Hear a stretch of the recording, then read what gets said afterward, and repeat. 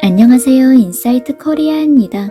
자국 문화와 언어가 세계 최고라고 주장하던 일본인들이 NHK의 긴급 발표에 소스라치게 놀랐습니다.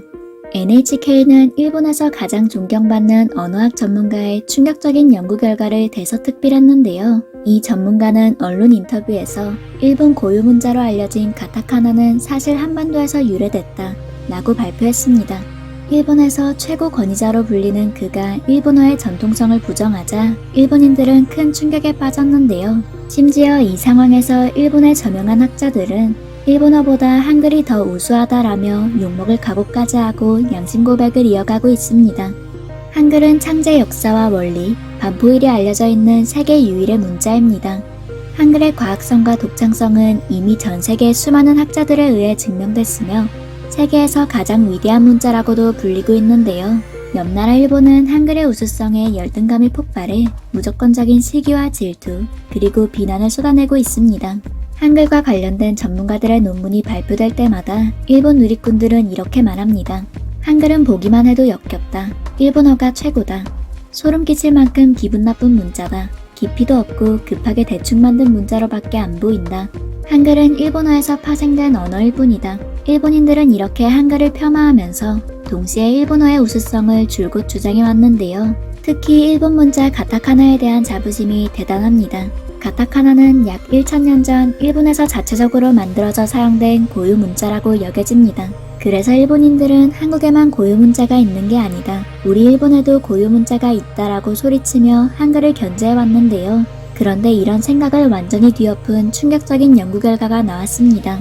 지난 2013년 일본 언어학계의 최고 권위자이자 수많은 일본인들의 존경을 받는 고바야시 요시노리 교수는 한국 전문가와 함께 연구를 진행했는데요. 신라 시대에 일본으로 건너간 불경을 조사하던 중 일본 가타카나의 기원으로 추정되는 문자를 발견한 것이었죠. 불경에서 발견된 문자들은 한문을 축약하고 읽기 쉽도록 발음 기호를 표기해둔 형태였습니다. 이는 문자의 생김새, 용도, 표기법 등 모든 면에서 현재 일본에서 쓰이는 가타카나와 매우 흡사했습니다.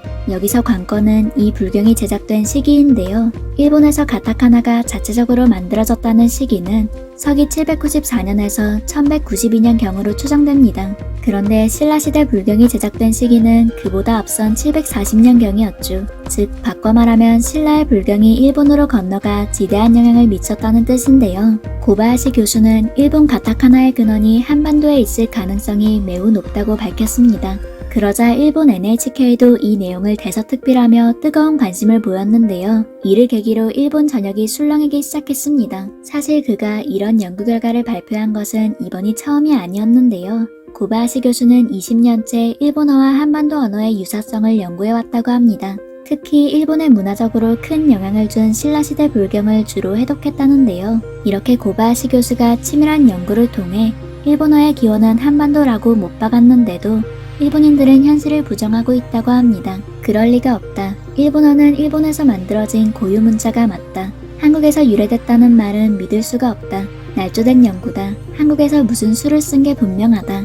심지어 일본의 일부 커뮤니티에서는 한국과 한글을 헐뜯고 무시하는 의견들이 오가고 있습니다. 하지만 이런 억지 주장은 누구의 동의도 받지 못하고 있는데요. 심지어 일본 내에서도 한글의 우수성을 인정하고 또 존경하는 사람들까지 나오고 있습니다. 한국인보다 한글을 더 사랑하는 일본인이자 한글 전도사로 불리는 노마 이데키 교수가 그중 한 명입니다. 그는 대학 시절 한글의 매력에 푹 빠져 한글을 공부하기 시작했는데요.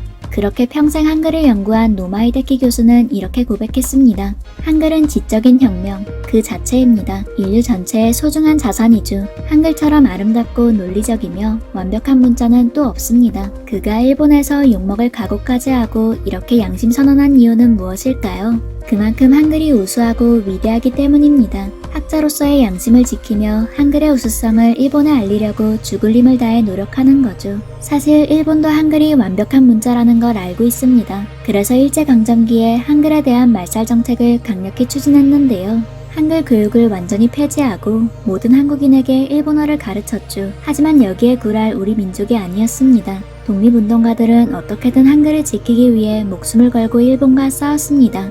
그 노력의 결과 우리 고유의 문자 한글이 지켜질 수 있었습니다. 지난 2011년에는 전 세계를 깜짝 놀라게 한 음성 파일이 프랑스 국립박물관에서 발견되었는데요. 무려 100년 전인 1920년대에 녹음된 것이었죠. 이 음성 파일에는 세종대왕의 한글 창제와 한글의 체계, 원리 등이 상세히 녹음돼 있었습니다. 또한 한글의 자음과 모음을 어떻게 읽는지도 정확하게 기록되어 있었는데요. 그렇다면 이 음성 파일은 누가 녹음한 것일까요?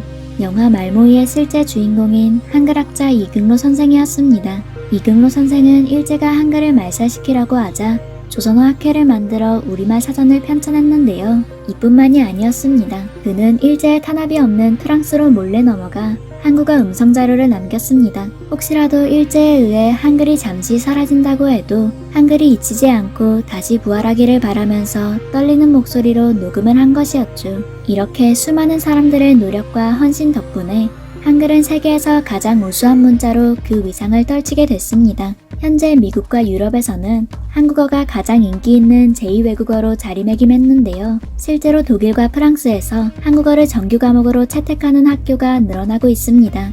이처럼 전 세계에서 인정받고 또 사랑받는 한글, 앞으로 더 많은 나라에서 한글과 한국어가 통하는 날이 오길 바랍니다.